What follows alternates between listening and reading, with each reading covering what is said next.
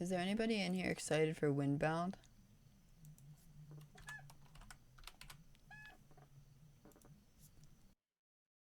That comes out in like 2 weeks. Also, Metamorphosis came out today. They didn't give me a key because they hate me. It's fine. Metamorphosis is $25. There's no way it has enough time to justify that. There's just no way.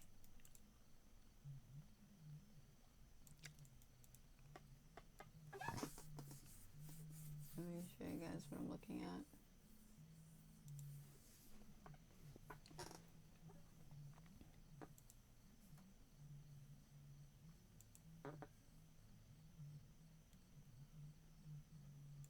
Ooh.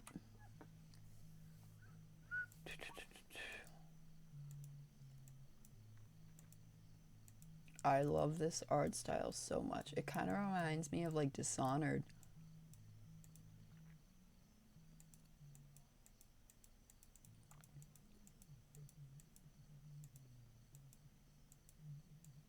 So I played the demo for this. It was like 5 minutes, but I played it for like 15. Oops. I stand before you today to wage a public discussion of a public wrong. There is, without a doubt, an enormous organization that employs corrupt warders and selfish lawyers. And what, gentlemen, is the purpose of this enormous organization? Its purpose is to wage pointless and meaningless prosecutions against innocent people.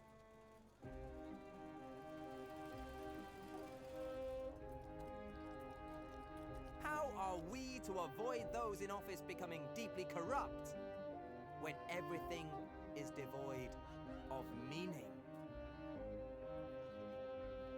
That is why innocent people are humiliated in front of crowds rather than being given a proper trial.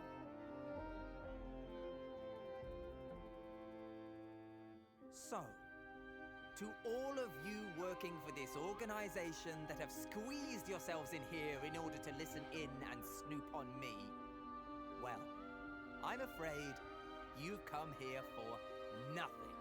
You wanted to watch how an innocent man is being trapped. But before you stands a man that will defend his innocence.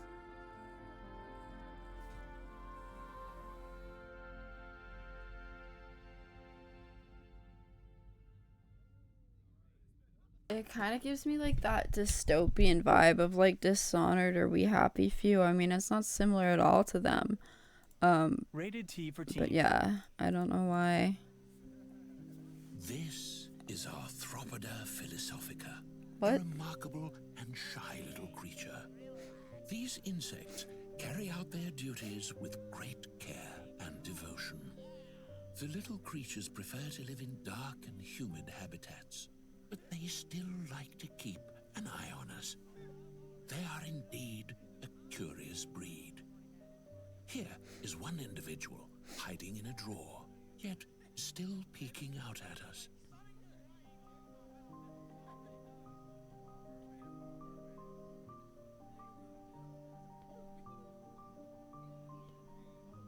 They live in surprisingly complex societies. Each member is given a precise occupation, which he will carry out for life.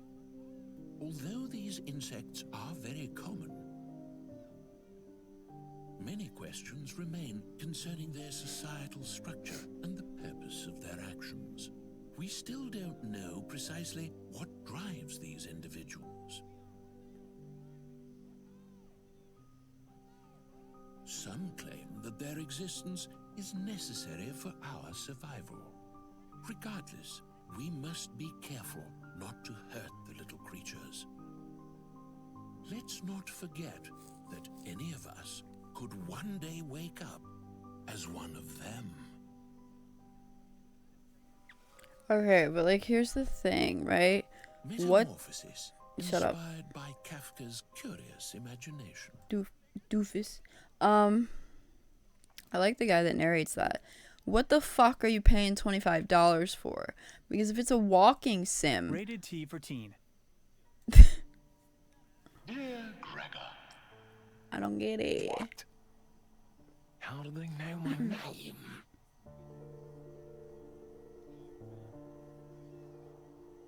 Did you transform into a bug in your bed? Are you feeling uncomfortable in your new skin? Plot? Everything seems unfamiliar and bizarre. Wondering if this is all just a bad dream? Relax. Everything is fine.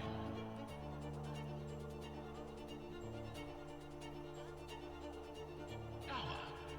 A one-word answer to your problems. Acquaint yourself with amicable arthropod associates. Obtain opportunities for occupational augmentation. And discover a different destiny for yourself. For the best employees, restoration back to human form.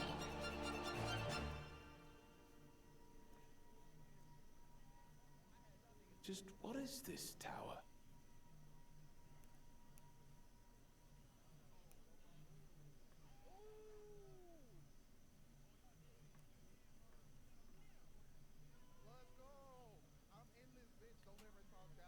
I know y'all can hear those streams. My bad. My bad. Yo, shut up. Why is that so loud? I mean, I know why it's loud, but like, it's loud. Chill out. Rated T for teen. Yeah, this looks really fucking cool, but I'm not. There's no way in fucking hell I'm paying $25 for it. Are you kidding me? Is that a joke? There's no way. I'm paying $25 for that. Like, I don't even see any gameplay. Like, I don't mean to sound like a cunt, right? But like, yeah. Walking sims are cool, and this looks fucking cool and interesting. $25? Cool. I don't know. The thing is, it wasn't a dream. So now, I have no choice. I have to keep moving. It seems really fucking cool, dude. Rated T for teen.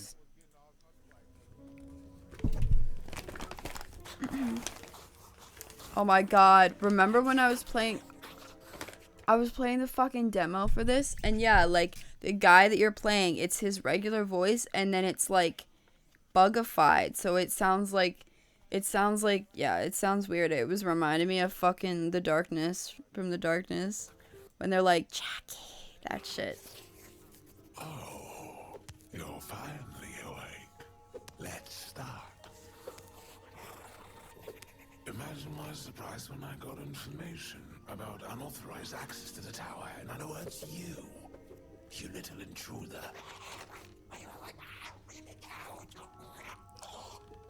Who told you about the tower? Who told you to come here? Still pretending you don't know.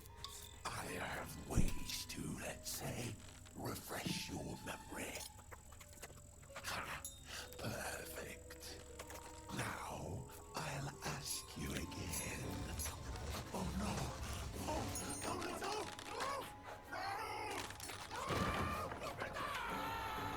Oh! Oh!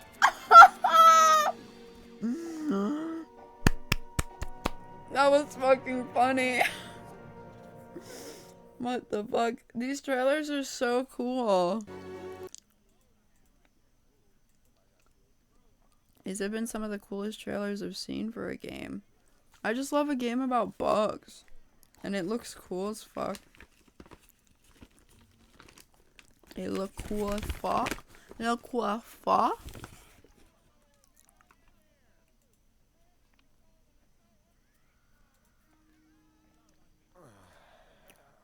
How long did they play it for? What is that, like an hour and a half?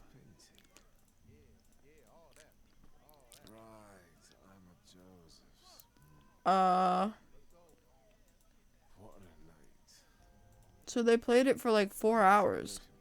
Happy birthday, my friend. Though, one drink too many. The fuck? Joseph, and then I'm off to work. How long is that? An hour? 2.5 hours? 2.5 hours for $25. You guys see why I was a little bit hesitant? The first 5 minutes of this are the demo.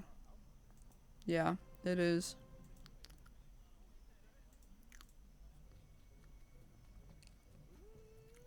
I think it has puzzle aspects.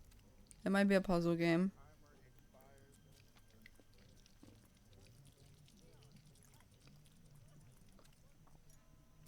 It might be a puzzle game. I don't know. Yeah, I don't know. It looks really fucking cool, but like $25 for what? This guy played it for 3 hours? I just don't know. I'm not at that point of my life where I can confidently spend that much money on such a little amount of time.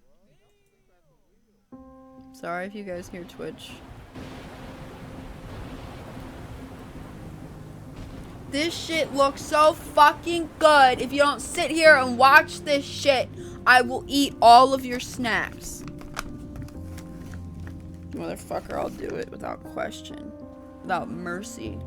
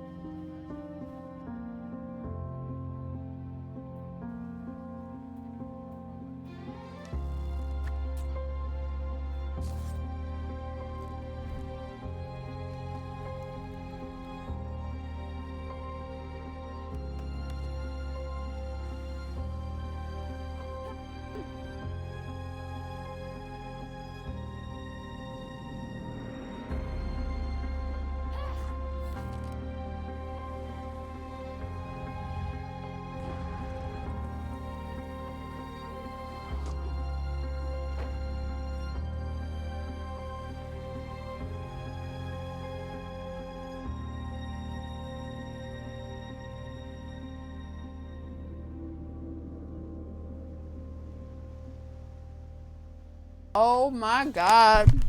Sorry, I hit my mic. This being published by Deep Silver, so I know I'm not gonna get it on Keymailer, because they fucking... I don't have enough clout. I don't have enough clout. Not enough clout.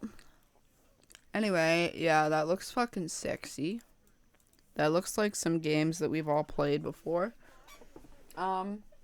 I don't even have snacks. Really? You're in here and you don't even have snacks? Get the fuck out. Get the fuck out of here, dude. Get out. Is this what we just watched? It's not.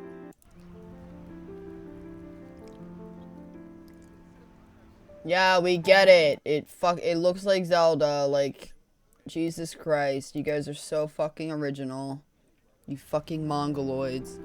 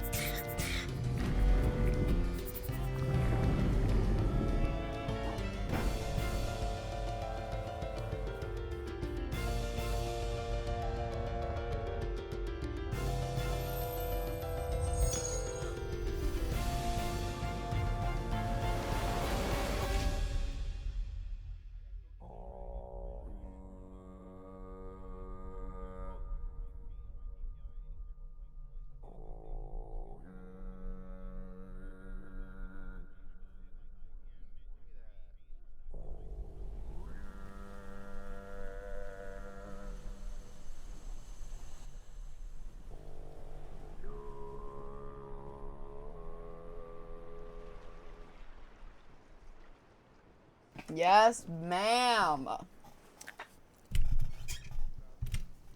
Oh my god. Did you see that? Bro, what is that? What the fuck is that? I don't think I've ever seen that in my life. Yeah. Our game's gonna be on Stadia. That thing that completely flopped. What the fuck? 5 game worlds bigger than planet Earth. What the fuck? Motherfuckers just running out of ideas. Or fucking just or for fucking videos.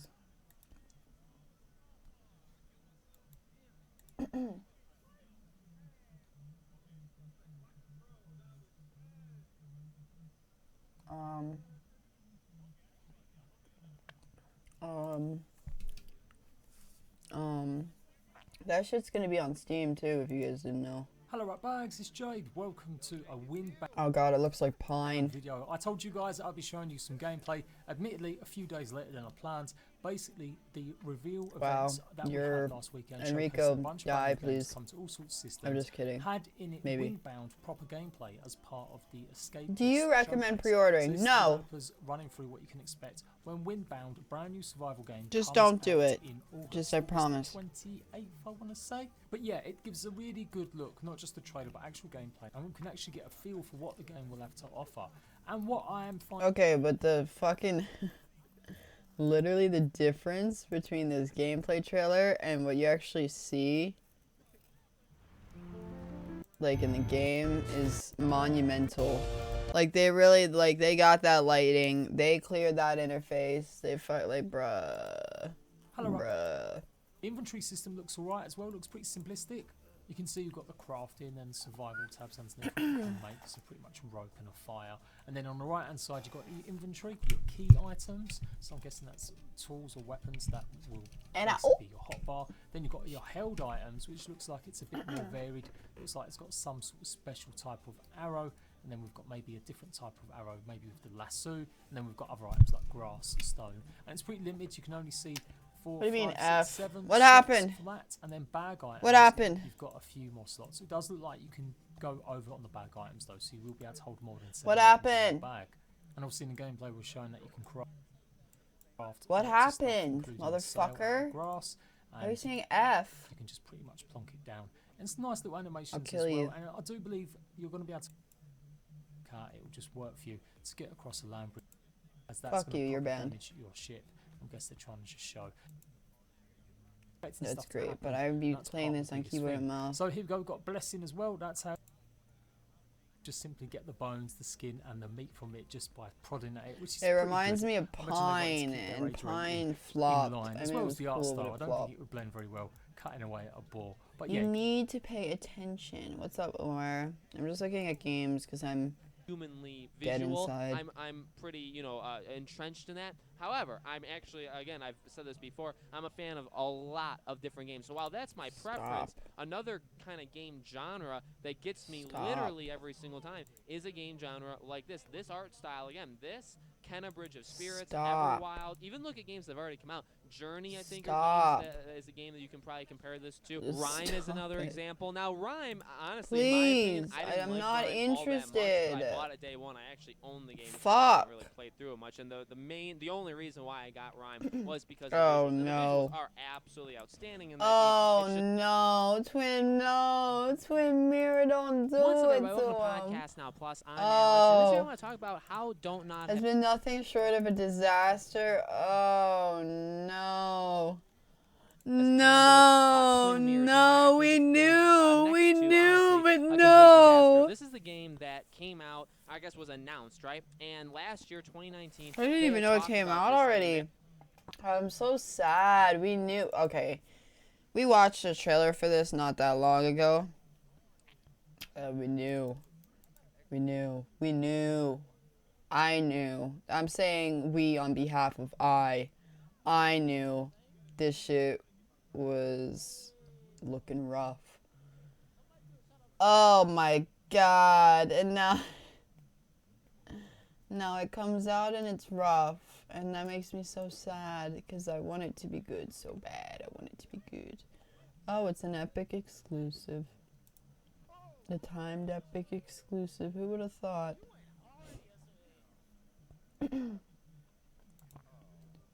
Oh my god. I want this game to be so good. I mean, I wanted it to be good. Hello. Can you go in full screen?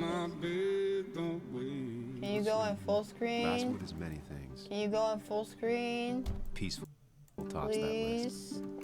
Please? Alright, good enough. Until that day. You're the one in the driver's seat, Sam. I can't make you do anything. Oh my god. Coming back to Basswood was your idea. Just try and make sure you don't do anything stupid. I know you think that the only thing waiting for you down there is hurt. You might be right.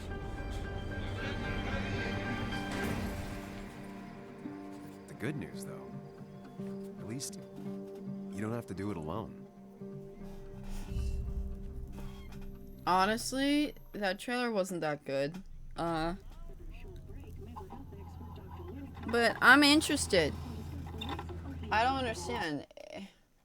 Maybe I should watch the video, huh?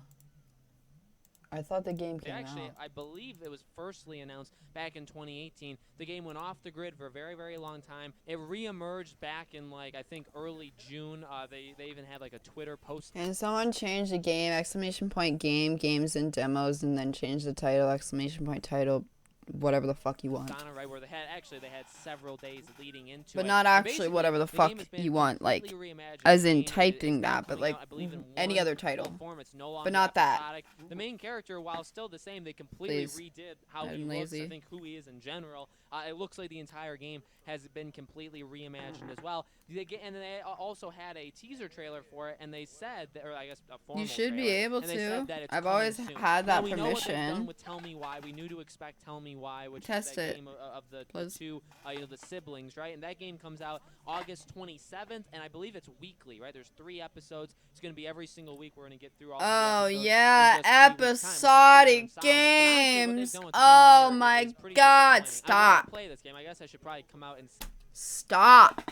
Say that pretty early on too. This is a game that, does it look amazing? No, okay, but it looks like it's a solid game that if it was episodic, and I guess even the way that it is now, I would have bought it. It wasn't going to be, that expensive. I like to try to support Don't Nod in as many ways as I can. I try to play their past games. I've never been a fan of pretty much any of their games besides Life is Strange, and by that I do mean Life is Strange, not Life is Strange 2. Before the Storm I actually really liked, but that was Deck 9. I try to play, I've actually played Remember Me, which I thought was a solid game. Vampire, I really did not like that game. Tell Me Why, doesn't really. Nobody fucking asked you if you like Vampire, you stupid fuck. But I'll definitely, be willing to listen if it is solid. So they've had a very, very spotty track record that I've talked about for a very, very long time. I liked Vampire more than I liked Life is Strange. Sue me, bitch. I don't have anything for you to take, so good luck. But it's only because I care. It's only because I really want these games to be good. And again, Twin Mirror, I really want to be a very solid game. Again, the premise of it, just what you're going to be doing. The premise of it. It's cool. called a pop filter, sweetheart. From the very first time. Anyway. It's just, it goes to what Donut is doing that I have been concerned about, right? Donut is doing. They're continuing to expand their staff. They're continuing to make more and more games. They gotta be careful. Want to finish the story? That would be $20 more. Which thank God, right? Because Telltale, definitely things got away from them, and that's kind of what resulted in their bankruptcy. But when Donut is... Also, you forgot to mention that they were literally, like, abusing people. That's kind of, like, the main point. It's not even that... things got away from, like, they were literally treating people like shit. So yeah, maybe mention that. That's kind of the important bit. Did commercially, like how it actually sold. I personally don't think it did very well, and I have nothing to back. Oh my God, literally, can you like talk about Twin Mirror, please? Exists but it literally went off the grid for so long that they reimagined it, and it's basically a different game now. Again, it went from an episodic game to non-episodic. It also went from we're going to redesign our main character and basically redesign how this game functions. That's what they've done with this game. So, again, it seems like they've had quite a few problems with this game. You got to wonder at some point, don't you just cancel a game like this? You know, if a game kind of gets away from you like this game seems to have from them, at some point, don't you just say, okay, well, we have to kind of be done with it. We have to move on. I don't know. This is still a game that I want to experience. If it comes out $40, it's like an 8-hour, adventure tale. Fine. I mean, I'll play it. I think I actually would be sold on a game like that. I think I would give it the time of day. But I'm just not pleased at all with the way they've handled it. I think they could have just done a lot better job with this game. I think there is a group of people that really do want this game. I don't think this is a game that's invisible to everybody. I don't. Losing my brain cells listening to this guy talk. $40 for 8 hours. Yep. No, it's normally $60 for fucking 6 to 8 hours. Sadly. They don't give a fuck about us. This was one of the original enemies we I literally watch this video like every month. It gives me the will to live. thought for sure that flying enemies would work, and we found out they were really hard. And they weren't Nobody that much changed fun. the But in fucking... end, You guys are fucking... Fuck.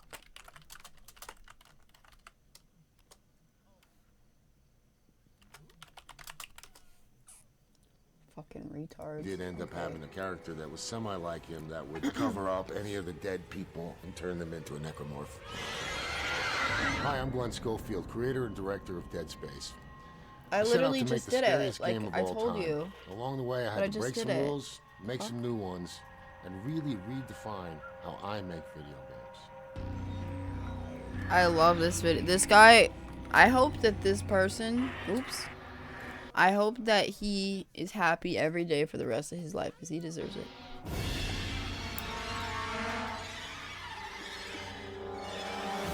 I started thinking about Dead Space around 2005 to do a prototype that everybody would approve. We actually took the dev kit of the Xbox, a lot more memory, a lot more of everything, and we filled it with just 3 rooms with spinning lights and fans and everything, because we wanted to just see what it would look like. And then we found out after that it was easy to actually give it to the engineers, and then they knew exactly what we wanted.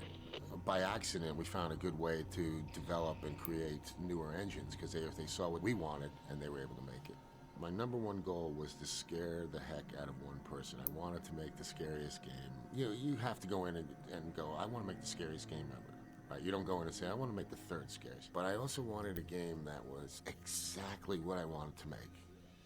I had made a lot of games that people wanted me to make, and I was happy doing them because making video games. But this one, I wanted to really make my creative side just really happy. And so I think you can see it in the end product. It was just really a handcrafted game. Some of my influences to make Dead Space from the game industry were definitely the Resident Evil series. And Resident Evil 4 had just come out. One of the things I would say to the team is we're going to make Resident Evil in space. And you got it right away. Resident Evil 4 is one of my top 5 games of all time. And I just like the mood. The mood was oppressive sometimes. It was Yeah, the atmosphere dreadful, is really but well. it was, I don't know, I just got caught up in it. I was always worried about what was around the corner, but I always wanted to see what was around the corner too. I wanted to be in the world, and there was a blind enemy. And that thing was so scary and so hard that when I finally got it, I was cheering. And that's a different kind of scary. There's this tension and playing, and then there's this like running away and all. But the moment that the dog jumped out in Resident Evil 1 still goes down as probably top 5 scariest moments in video game history. Video games is what pushed me to want to make another video game. And I think because I thought that video games hadn't yet become as scary as movies, at least overall. Now, I will say that Silent Hill, the town and the whistle and the nurses and, oh my God, the feeling in that room when it would go from nice to awful, things that would influence me in creating They literally showed the worst Silent Hill. tension or dread or oppression or whatever it is. I look to movies and horror science fiction. At the top there is Event Horizon. The idea of a spaceship going to hell. Man, that's something just crazy. And I wanted to create something like that. I found Event Horizon to be successful in creating the storytelling that was just done in the backgrounds. One of the characters is standing with their back to the cockpit, and a light goes on, and the glass behind it is just covered in blood, and it's not normal looking. It looks like just something awful's happened, and this character here has no idea. And I wanted to get that feeling somehow all throughout the game. We wanted you to have moments of relaxation, but not too much. The sound design in horror movies is one of my favorite aspects of making the game. I had such a good time working with Don Vecca, who is my longtime friend and collaborator. And we won a ton of awards on the sound design because the sound is so important in a video game to me. And in a lot of games, sound design was like sort of the thing that came in last, wasn't that important. Oh, we ran out of memory, we don't have a lot. But right from the start, we said sound design and the music and the audio are key. One in particular that really got me was the BART train room. Don Vecca was telling me one day, he's like, Glenn, I was going in the BART train. We went under the bay, and it's the worst sound in the history of man, or something like that. And I'm like, record it. Next day, he's hanging out the BART train, getting the sound when it's in the tunnel and everything. And he plays it for me, and we have these really nice sound rooms. It was like screeching, and I'm like, oh man, it's great, you know? Because what we were looking for is how can we scare people just with sound? No monster, no nothing. So, you're in 0G in the game. You get into an airlock and then it's down, quiet again. Then you open the door and it's just like... And people are running in the room. They are just trying to get out of that room. It's so awesome. That was such a thrill for us because that was a great way to now realize that we can use sound even more.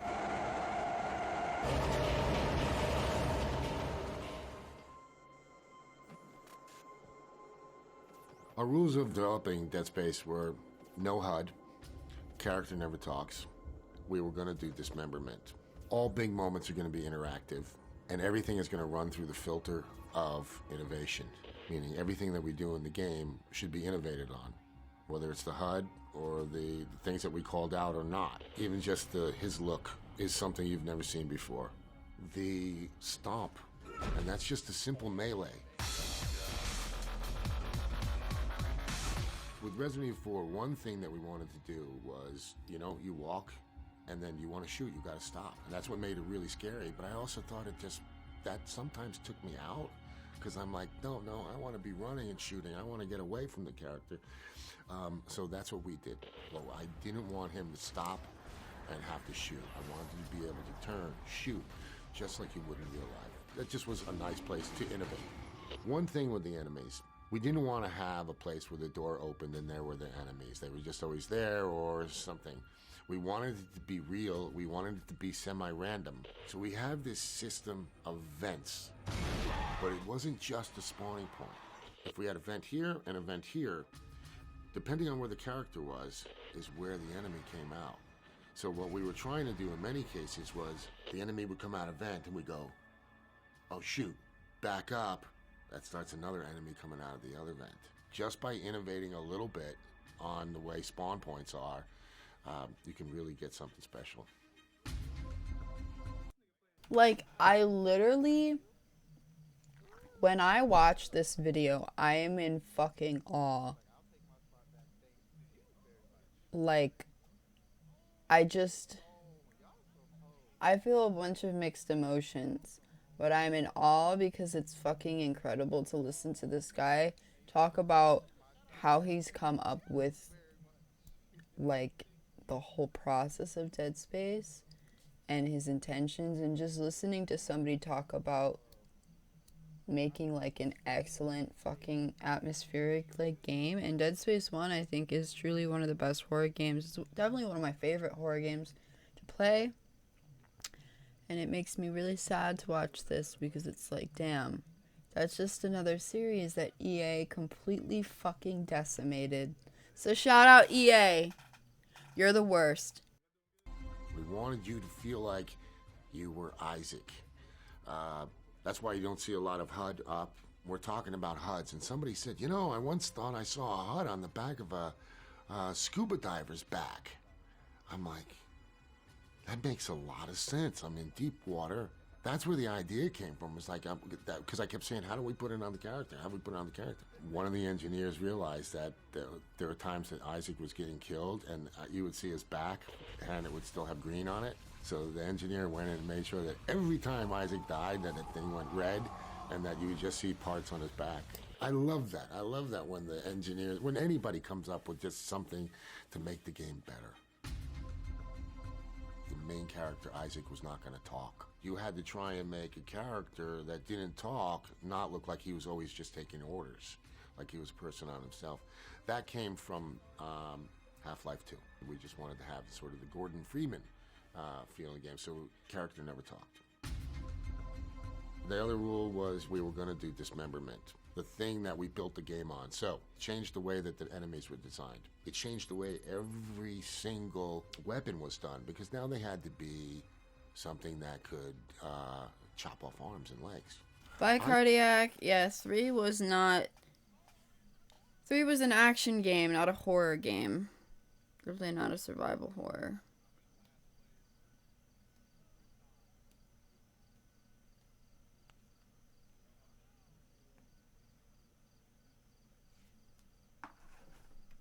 Cardiac, you're a fucking doofus. Get some rest. Isaac dying is purely two systems.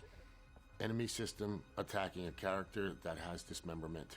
The death animations weren't pre-baked. Each one was different based on where the enemy was, or how the enemy killed you, or however it happened. He may cut off Isaac's arms, he may cut off his legs, that's all. It's all...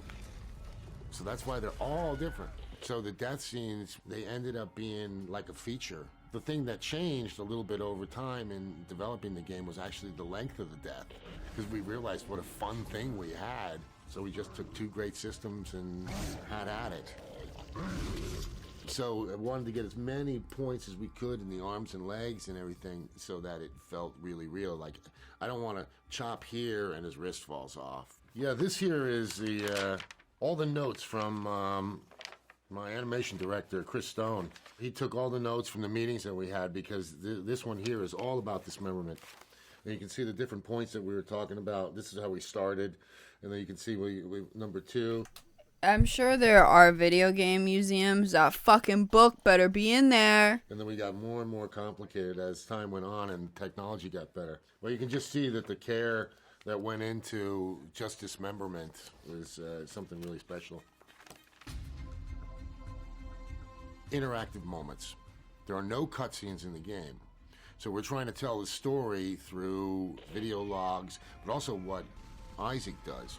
You know, one of the main things with this game was trying to come up with really cool, big, interactive scenes, because they're really complicated to make. One that we came upon almost made us break our rule, because it was so hard that we almost just said, well, let's just have him drag Isaac and we'll just shoot. And it was like, no, we're not going to do that. We're not going to break our rule just for one. One that led to a lot of work, a lot of changes in the way that we do things, and a lot of ways that we still do work, was the drag tentacle.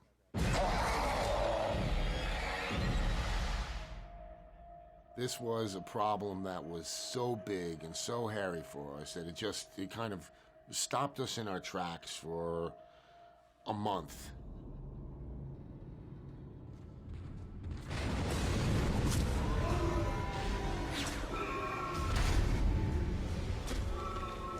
The drag tentacle was meant to be a medium moment. Well, medium thing within the game. We're going to do it once. A tentacle comes out, grabs you, and then pulls you down on the ground, and then you die if you get caught by it. But as we're getting into it, we're realizing that no, Isaac would want to shoot. He would want to be on the ground and pulled and shoot. You don't think anything's going to happen to you, because I think just before that we had a scare. And so we wanted you to kind of instantly go, geez, that was pretty scary. And then you walk through this door, and within a couple of seconds, this thing comes out and grabs you. And that moment, just when it grabs you, I want it to be one of the scariest moments in the game, because it flips you on your back. And you can't get away from it. you have to shoot it through. That wasn't just about animation, that was about technology, finding the target and being able to wrap around, grab the leg by the ankle, which is what we wanted. So we had to create this tentacle that kind of figured out where you were. We had to create falling on my back, and we get the sounds for it, all this stuff. Went through the lists. Okay, animators, you're going to be animating the thing. Come and grab. You guys are building the jag tentacle. Okay, you know what it's got to do. It's got to be animated and grab the foot. And everybody had their list of things to do. I went away for a few days on business trip. When I came back, nothing was working. But yet all the stuff was there, right? And it was done right. It was done good. But they're like, Glenn, we did everything you asked, but it's a mess. And I'm looking at it going, yeah, it is. You know, it is. After just kind of making a whole bunch of mistakes for a couple of weeks, we realized there's got to be a better way. And I realized that, you know, the problem wasn't the team. It was really on how I was giving them their assignment. Some things need to come first. I need to have him grab him by the leg before I can throw him on the ground. And he needs to be on the ground before I can start animating. So all these things then started coming in as layers. So, started thinking about how the heck do we get the tentacle to come in, grab the leg, picks him up, throws him on the ground, the sound hits, because all that could be slightly different. I could be there in the hallway, or I could be to the left, or I could be to the right. Realized I had to do one thing at a time. All right, guys, just animate the drag tentacle coming out of the hole, and it grabs him by the leg. And they're like, yeah, but the sound's like, just do that part. Came back, that worked. Then we came back and said, okay, the next thing, animate him being picked up and thrown onto the ground on his back. And they're like, yeah, but then he shoots. I'm like, no, let's just do this part. Now everybody was starting to get it. Oh, when you do everything at once, you're not sure why it's not working. When you layer it and you break it down, you peel the onion peel, you keep, you know, you add one, you add one, you add one, and then you hit a spot where it's not working. Now you can focus everybody just on that spot and get through it a lot quicker. I started calling it layering. Layering management. You know, there's probably a term for it, but that for us, we still call it, you know, we gotta add layers. We gotta do this in layers, guys. And nowadays, most of the guys on my team will know that this is a layered problem. And that started back on Dead Space. And so we threw him on the ground, and we realized that now he's dragging him. And we're dragging him for a long way because we wanted you to have some way of shooting. So this is kind of naive, I think, at the time, too. We thought, well, if he throws you on your back, we'll just play like one of the moves of you shooting the different weapons while you're standing, but you're kind of on your back, and we'll have him pull. And we put that in there, and it looked terrible. So we realized then that we have to animate all his moves on his back, shooting all the different weapons, just for this one scene that someone told me lasted about 40 seconds. We had to remake all of his shooting mechanics and some struggling mechanics. It was daunting. We had to put a team on the animation, then we realized the tentacle would have to be blown up and broken, and it could be anywhere along that long way. So there was just so much work that went into it. So we started layering on all the issue. Then when it was all done, completely done, that's when we went back and we added the special effects on top of it, throwing him on the ground, the sound of him hitting, and all that. And then we were able to put the triggers in correctly, because now we knew all the different places that the character would be and could be. We probably had anywhere between 15 and 22 people working on the drag tentacle at any time. And I remember, you know, people coming in and asking me, Glenn, are you sure you really want to do this? We cut 2 other things just to get that in. I can't tell you what we cut, because I don't care. Right, that drag tentacle was really cool.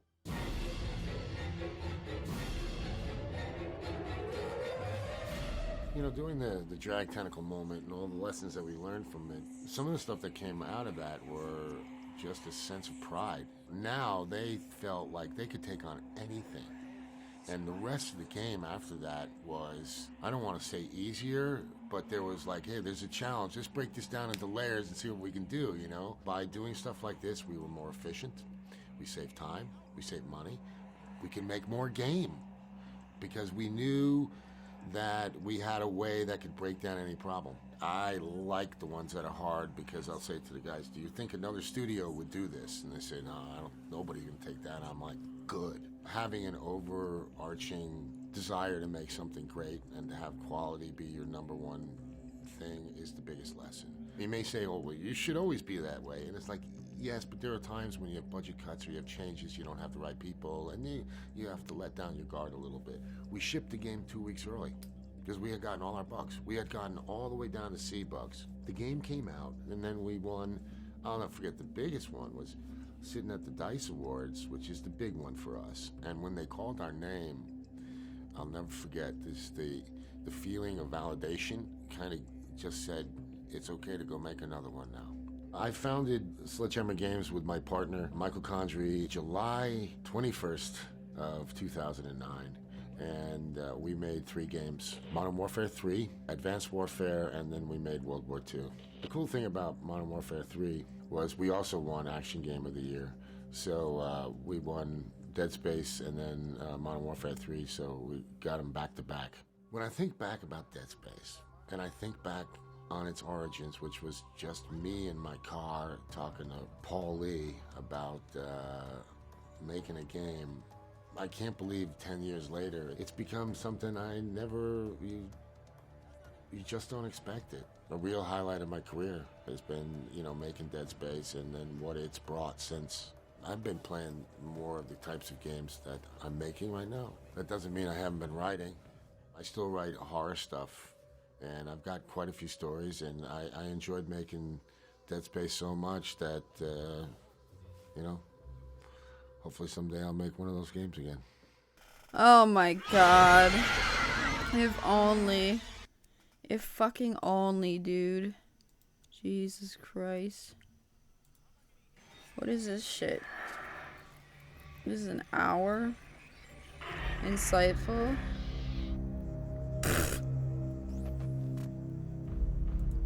Yeah, I will be watching that.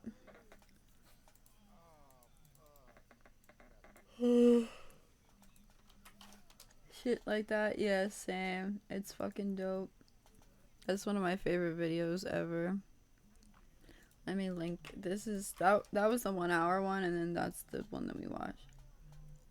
Yeah, I always play this shit. I always play this. What is this?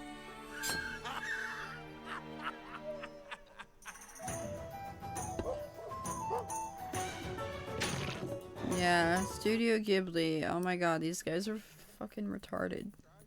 Hey, this looks like Zelda. Hey, this looks like Studio Ghibli. Hey, this looks like Minecraft. Hey, this looks like Fortnite. Oh my god, is this Pokemon? Jesus Christ. Jesus Christ. I bought that shit before I even know the price. You beat? I beat what? Simple Brains, yeah. I beat what? Dead Space 1? Not on stream, but yeah, I beat it several times. Paradise Lost looks cool. Oh, if you guys didn't know, Atomic Heart got new gameplay. Yeah, we definitely need to watch this. But before we do that, you as in your actual self. Oh, like, am I tired? Yeah, I'm fucking dummy tired. Why? This looks like a walking sim, but... Who's that? I like the graphics, at least. So, basically, I need your help.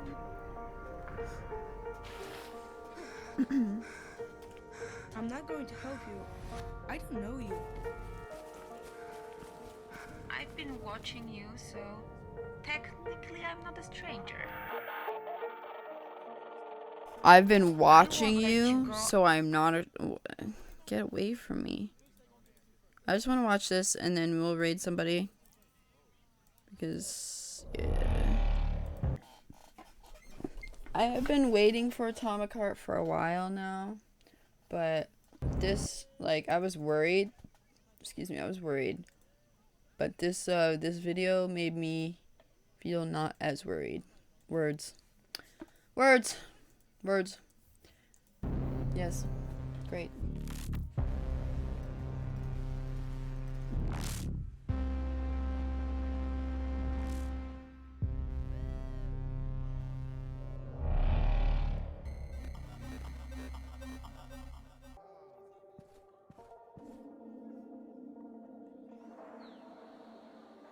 This is literally a game that you would see in my dreams. Like...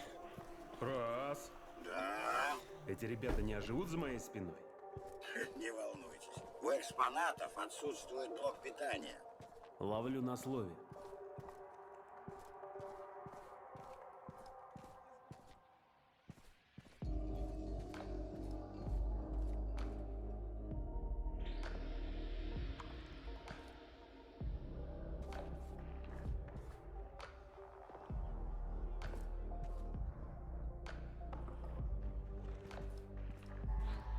Finally, kind of like games where the guns are made up so I could see some unique animations that are unconventional and interesting. Yeah, true.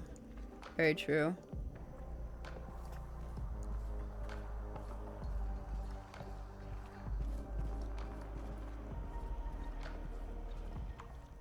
I'm so glad that this game Ой, вот это я понимаю, хоромы.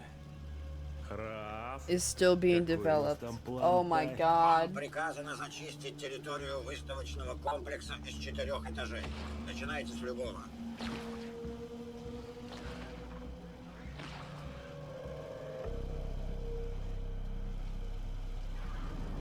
I was really worried there for a while. I was really worried. I was really worried.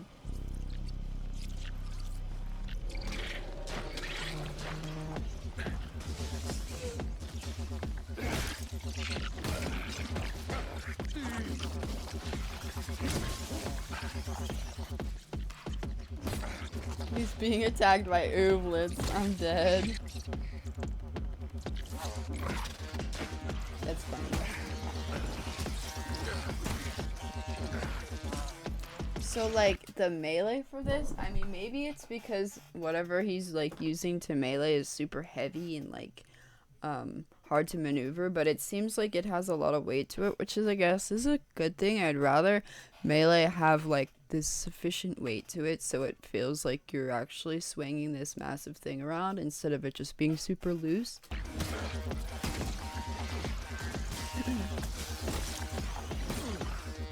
It looks like it has challenge to using a melee weapon, which is really surprising because most games are just like, just swing your shit fucking wherever the fuck you want, no consequence. The fucking aesthetic of this, I could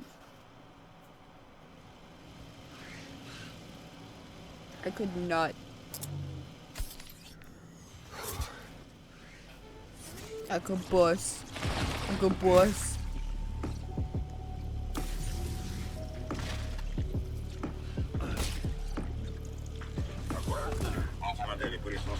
That heal animation, right? What the fuck? That's so fucking cool.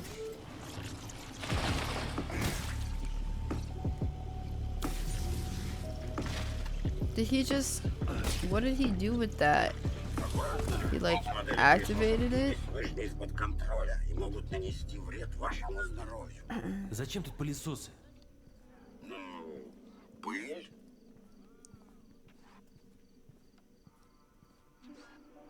The interface is like pretty minimal. I like it. The compass is a bit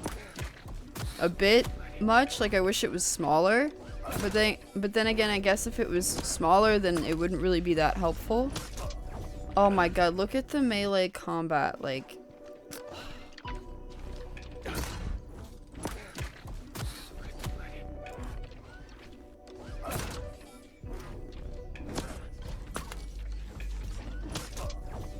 Bro, he is fucking him up. Damn.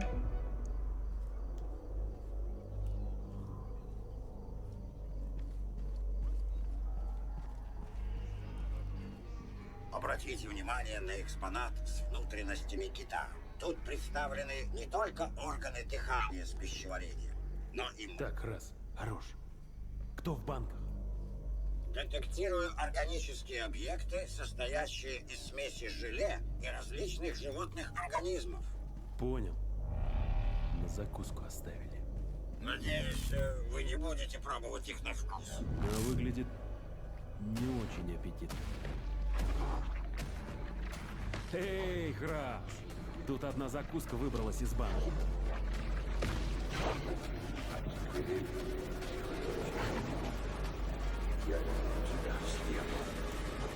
Holy shit. That was fucking scary, just seeing it fucking run towards him.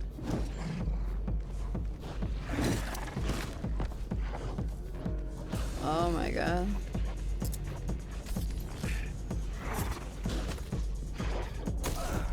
I like how he's like fucking running into the tables and moving that shit around.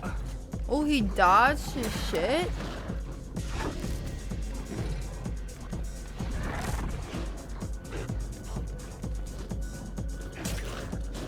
Damn. I wonder if this is gonna be like, because it's like what? It's like post-apocalyptic, right? So I wonder if like, if the ammo is gonna be scarce, and if like you're gonna have to really depend on learning your enemies and like timing dodging and timing hitting them, because it seems like when he swings his weapon, it seems like it doesn't do that much damage when he just light attacks, and only really does like a sufficient amount of damage when he like power attacks, where he like holds it up and like then slams it down. So I wonder if you're gonna have to like, if you're gonna be like fucking dancing with these enemies until you can learn how to like handle them in like, not hand to hand, because obviously you're using a melee weapon, but yeah, I wonder if that's what this is like, because it seems like they put a lot of effort into the melee. Just I like can feel it through the video. Now I'm going to eat you, little human. I guess my man's ran out of ammo. I thought he had that thing on him, right? Yeah.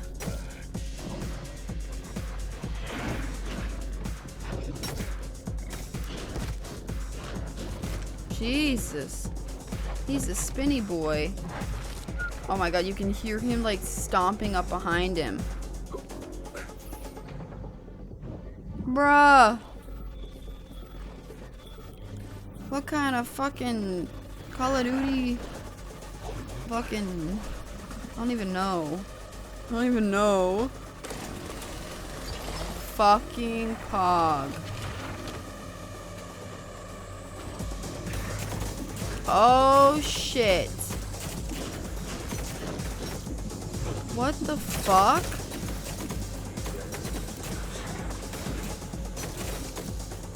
What?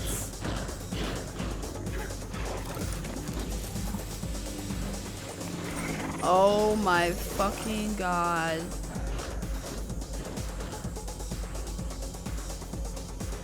What the fuck? Oh my god.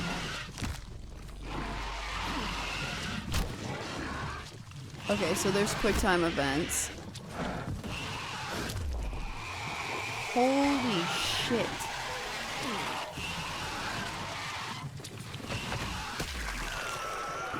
Holy shit. Holy, I don't think I've ever seen in my life like an enemy that fucking like morbid looking, that close in your, like literally in your fucking face for that long, and that like I've played Doom, but that was fucking powerful. That was so powerful. Me tripping on mushrooms at the bank? What the fuck?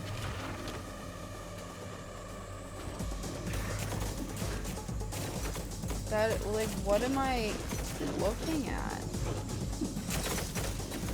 Also, I can't tell if that's like frames dropping or like if it's supposed to be like that.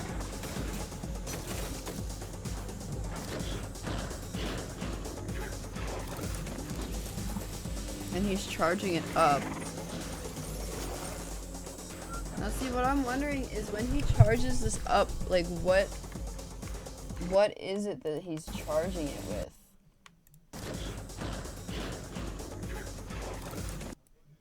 Like, because I don't see anything here, and then I looked at his HUD, and like, you know, he has this power thing, right? Like this power, and I don't see it go down. Maybe it just doesn't go down for the video, because they might be using like cheats or something, but yeah. I would think this power would go down.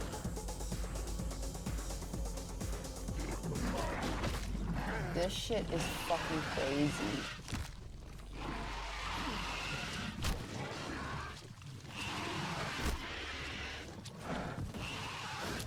Holy shit. So he's tapping it. And then I guess he missed it.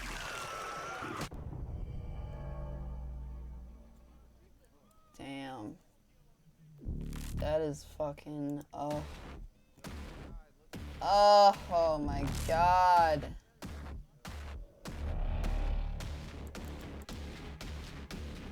Oh, okay, I see. So yeah, the melee combat with, he's a mini boss. I don't know what any of this shit says.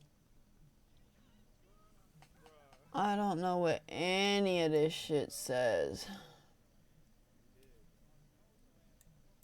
One sec.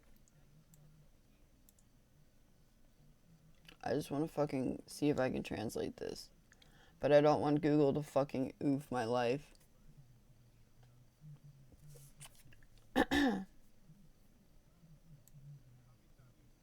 Don't fuck me, Google.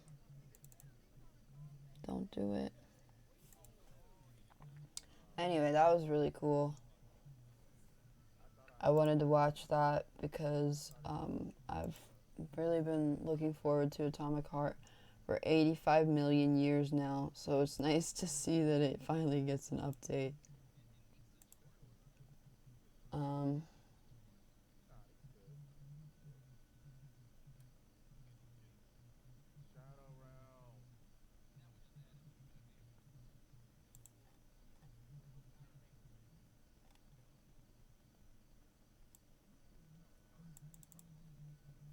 And so this new video,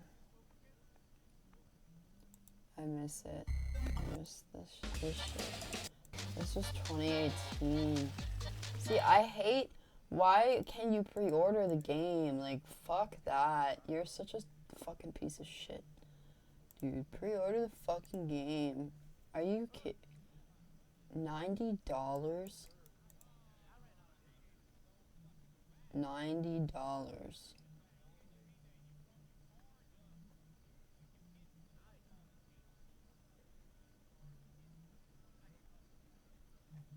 Okay, no, it's just the Founder Edition.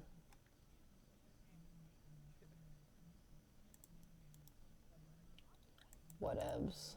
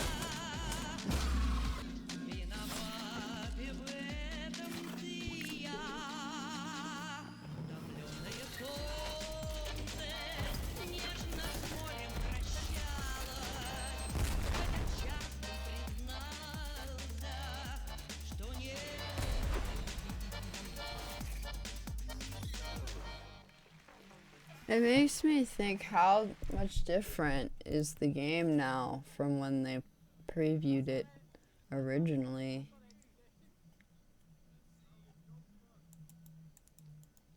I'm interested in knowing the answer to that question.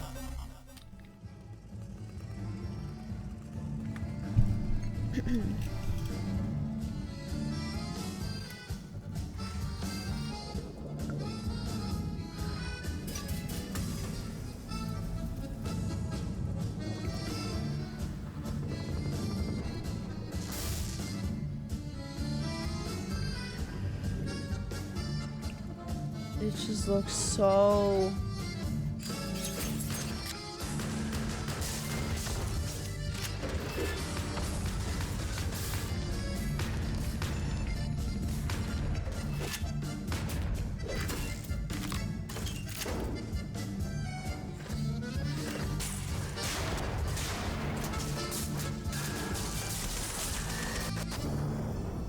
Makes me happy just to see it. Oh my god, Steam, it's gonna be in VR. Did they keep that? God, that fucking 3 years ago. Is it gonna still be in VR? Like, what the fuck? Makes me happy just to see it. I know, it fucking looks incredible. It looks fucking incredible.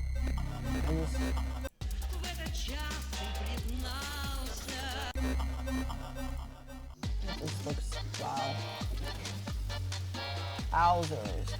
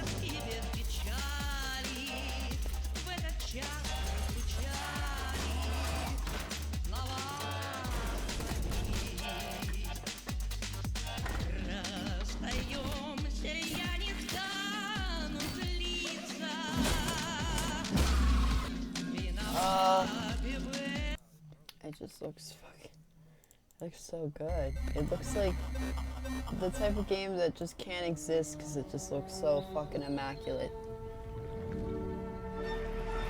Oof.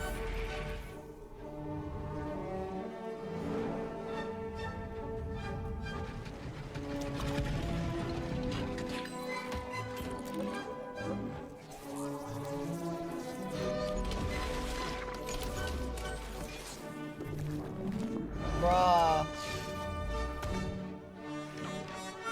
Oh my god.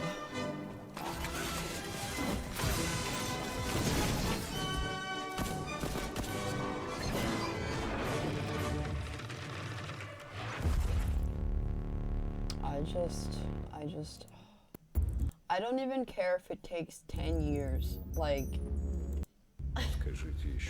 what I have seen has just been so impressive that I'd like wait my entire life for it. This is like the game that you wait your whole life for. Like, it's so funny. We're like, oh my god, Cyberpunk. Oh my god, Vampire Masquerade Bloodlines 2. Like, Cyberpunk. And it's like, nah. Atomic Heart. Like, Cyberpunk, obviously, people have been waiting forever for that. And Cyberpunk looks great, right? But Cyberpunk, I think Cyberpunk's weakest point is its gameplay. Like, the gameplay looks good, but it's not, like, the strongest point. You know what I mean? Of Cyberpunk. I feel like the main thing of Cyberpunk is, like, the customization, the characters, the story, and being able to play however the fuck you want. But the gameplay, I think, the gameplay looks good. It's not to say that it looks bad, but, like, I feel like out of everything else, the gameplay in Cyberpunk is what falls shortest, I guess. Like, this game, its gameplay looks fucking solid. Swimming in floating water was awesome. Yeah. I just want this game to come out when they're ready for it to come out. That's it. It's a run and gun game, but you must add if and then if you shoot, then run. Everything is set up in a way that it's not advised to make noise, as the collective network has threat mechanics. Network will harshly react to perpetrators, and allow gunshot is a serious reason to react by sending a new party of robots to your location. Nevertheless, you will have to shoot, as sometimes it's a matter of survival. We are not striving to match the genre to the letter and canonically follow it. However, we can say that for sure this game is perceived as a mixture of a melee combat shooter and immersive sim. At least everyone who has played games of this genre and tried Atomic Heart says exactly this. There is one companion in the game, but he just keeps talking and talking. No one will help you finish the game. Don't get your hopes up. The artificial intelligence in the game, even if it pretends to be a companion, will still try to kill you in the end. Did you just spoil it for me? What the fuck? Literally, what the fuck? Is this going to be a full-on fiction Soviet game, or have some historical elements in it? We're not trying to make a historically accurate game. The game tells about the events of those years, such as the Great Patriotic War, World War II for those born outside of the USSR, and other significant historical events, but there definitely will be people who think that we have gone crazy and mixed the events of quite different years into a single tight bundle. We will not convince anyone. Perhaps we are really crazy. I agree, Biddle.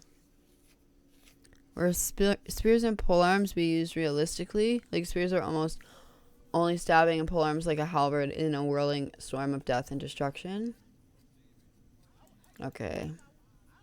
Of course, there are side quests. There are not many of them. After all, the game is not about that. The side quests will complement the plot, reveal it a bit more, but there will be quite a few puzzles that will force you to properly strain your brain. The player doesn't have any levels, but you can acquire skills with interesting mechanics that may be combined with each other. How many guns and melee weapons will be available in the full game? There will be at least 10 of each type. Will there be crafting? Yes, crafting will take a special place in the game. You can and need to craft quite many things during your playthrough, and you'll have to gather resources for that. We tried making the crafting system as consistent as possible. There are no game conventions like in arcade shooters. A certain tactical approach is required to efficiently gather resources. Simply put, the harder you hit the robots, the more they break, and the less useful resources they have. But on the other hand, this does not mean that the game provokes you for full stealth. Everything is much more flexible and more complicated. That's interesting. Will there be stats on your character? Like mods? The system of modifications is called cassettes. We won't elaborate on it for now. How robust is the weapon customization going to be? Is there a weapon progression or an equipment-based upgrade system? Weapons could be upgraded and made stronger and more precise. You may install special modules in certain weapons for special attacks. I wonder if that's backs up that whole thing where, like, he was using that fucking, like, double saw fucking melee weapon as like a hammer, but then also he was using it as a gun to shoot fucking electric like orbs. I don't fucking even know what I saw there, to be honest. Will there be multiple endings, and will your choices affect the story? That's a secret. Did you put hidden collectibles? We love jokes and references. Okay. Will there really be condensed milk in the game? Is the most expensive ad for condensed milk on the planet? Yeah. Will there be an opportunity to see more of the game? For sure. Be a way to control the robots in-game to turn them against each other. This mechanic is not as fun as it may seem. Surely some of the robots may be set against each other, but this cannot be done with all of them. Is stealth a viable option? You can go in stealth in some places. To finish the game full stealth is not possible. We did not set such a goal. We don't see much sense in it. The combat in the game gives a lot of pleasure in our opinion, and depriving ourselves of combat for the sake of stealth is not the best solution. There will be 2 difficulty levels. The first one is hardcore difficulty for veterans of the Souls-like genre and those who like a serious challenge. We use this mode as a reference when working on the balance and combat system of our game. But we didn't forget about other players as well. The second difficulty is story playthrough, in which we adapted gameplay so that the world of Atomic Heart could be enjoyed by a wider audience. There will be no hardcore challenges and no platinum trophy for completing this. You can compare this level of difficulty with BioShock. However, the combat system and gameplay are thoroughly adapted to both difficulty levels for experienced and casual gamers to enjoy. Will there be a photo mode? We didn't plan it, but maybe. Oh, and there's a part 1. Okay. What stage of Atomic Heart, or what stage of development is Atomic Heart in? All of the game's functions, mechanics, and systems are written and functioning. Most of the features are polished and are already in the game. Currently, we're scaling the content, adjusting the combat, improving the shooting, adding micro cutscenes where necessary, implementing story cutscenes, and everything related to the narrative of the game. This is the most important stage in terms of the direction of the game as a whole piece. We are quite close to the point where the game can be seen in its entirety, with highly detailed levels, mechanics, animations, and sound. This is a very important stage. It actually becomes clear how the game works in terms of their impact on the emotions of the player. This allows you to move from the perception of mechanics and individual levels from particulars to a more general understanding of things as a whole. It also allows us to track things that were less clear from the closer view and improve them. So, polishing. Is the map concept we've shown on the first trailer, not the teaser, still the same? If we're talking about the visual concept of the map, it changed quite a lot, almost completely. At the moment of the trailer release, the map was working as it was shown, but during development, it went through several iterations and was reimagined and changed drastically, both technically and visually. We think all the changes that happened to the map made it much better. When we see the first dev diaries. Dev diaries are currently in production. We're going to share them with you soon. Okay. What's the reason behind the sudden design changes with P3's outfit, from a standard coat with leather gloves to a jumpsuit with one singular glove? In 2018, during the trailer production, we haven't finally decided where the game would start. It was an important question since it dictates what clothes P3 would wear. In the end, we decided that the game would start in the Volov complex, in the laboratory on the top floor of the research institute. That's why he's wearing a standard facility worker outfit. Speaking of why P3 lost one of his gloves, it's connected to the super abilities. Back then, we thought that both of the hands would have the augmentations, but during development, we've come to the conclusion that only one left hand should be augmented. Hence, we took off his right glove. Main inspiration. We don't have a single source of inspiration, meaning our inspiration doesn't come... Bruh, what? You just said the same thing. We've been influenced by many modern and not so modern works. Shergatsky Brothers, TV series such as Black Mirror, and games like Dark Souls or Dead Space. To be frank, inspiration comes from everywhere. Atomic Heart is a unique project in many ways. From a first place, it may look like a BioShock series. You may have such an impression from some of the trailers, but as you dig deeper, this appears to be only the first layer, and we have many more. P3 will be voiced by the actor who plays him in game. No one will perform it better than him in Russian. We've checked many options but concluded that the most authentic way is to play yourself. We have not discussed the English version yet. It is better to film, voice over all the narrative parts, and then consider the best actor for the English version. I say fuck it. I say as long as you got English subtitles, baby, we good. You don't have to have English voiceover. It'd be most immersive if it's in fucking Russian, so... fuck it. But, you know, then people are gonna be like, I'm gonna have to read it. I have to fucking read.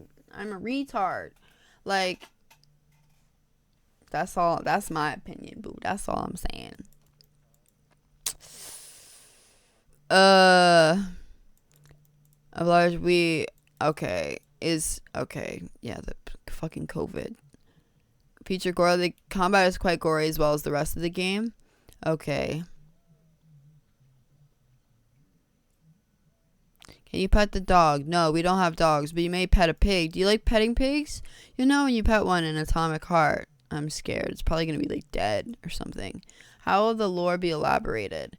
As possible for a game of this genre, there are many different entities in the game variously intertwined with the complex systems and interconnections between each other. Some of the entities, such as the collective ecosystem, affect how the robots interact with each other in game and during the game. You can study how they work, try different interactions, and see how the system reacts to such actions. Each robot, creature, and technology in the game has its own aim and purpose. All studies that were carried out at the complex are described in great detail. Each study had its own initiator, a scientist or an engineer with their own background, motivation, and social rating. The player often hears the radio broadcast, which immerses him in the events of that time. He reads the correspondence of the perished employees. There, you can hear the political debates on polymer education and so-called attracting audio clips. And these audio messages reveal the essence and purpose of the many technologies of the facility. At the main exhibition, BDNKH, you may find lots of information about the lore of the game. It is probably the largest narrative-vised dungeon of the game. How large is the world? World size is not so huge for the modern standard, but it is filled with absolutely incredible events. We strive not to spread the thinnest layer of butter over a tremendous piece of bread. We do the opposite, create concentrated pleasure for the player, bring them the experiences that they won't get in other games. In such context, size of the world no longer matters. Go the fuck off. It will take 20 hours to finish the main story, but in order to properly understand it, most likely you'll need to do it several times. Oh my god, bitch. Yes! Ho!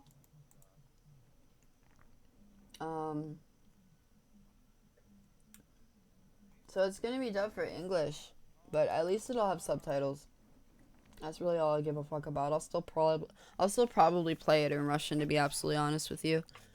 What else? Glory kill finishers. Yes, we have finishers, but mostly they will be used during shock kills. We also have the concept of a reverse finisher, where players have dozens of ways to perish. We try to diversify these terrible demises to make them as impressive as possible. The inventory is not limited, but will give you stamina debuff when you are encumbered, which affects your agility and reaction. So tidying up your inventory is a must. That's interesting. Friendly robots and extravagant enemies that are fun to fight. There's no hair and outfit customization.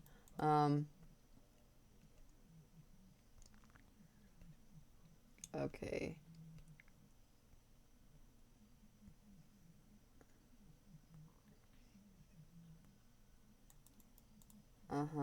Okay. So just say no.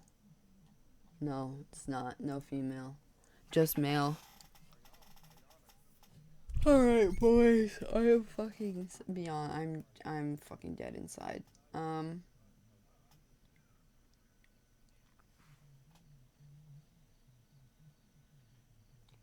Thank you guys for watching. Thanks for watching some vids with me. It was nice to bust a nut to Atomic Heart. Shout out Atomic Heart. I was gonna raid somebody, but I think they might be ending. Jesus Christ, oh Lord. On the Discord, sure. I'm gonna raid Valiant. He's playing Brawlhalla.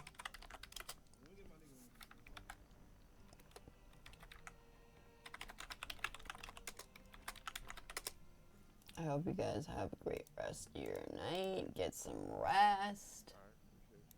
I will see you beautiful people tomorrow, probably, if I'm not dead. And if I'm dead, then I'll see you another time. Thank you for watching. Please go through to Valiant stream. He's a cool dude. I met him recently, like within the last couple days, and he was in here earlier and being really supportive and nice and cool and funny. Haha. Yeah, please check out his channel. And why didn't that work? The fuck? It wouldn't let me raid him. That was weird. Okay, let's try that again. There we go. Please check him out. He's a dope dude. He plays a lot of fighting games. I don't know if anybody here is interested in that, but I don't care. And I will see you guys next time. Thanks for watching. Bye. You change as a person. You are no longer a wholesome man.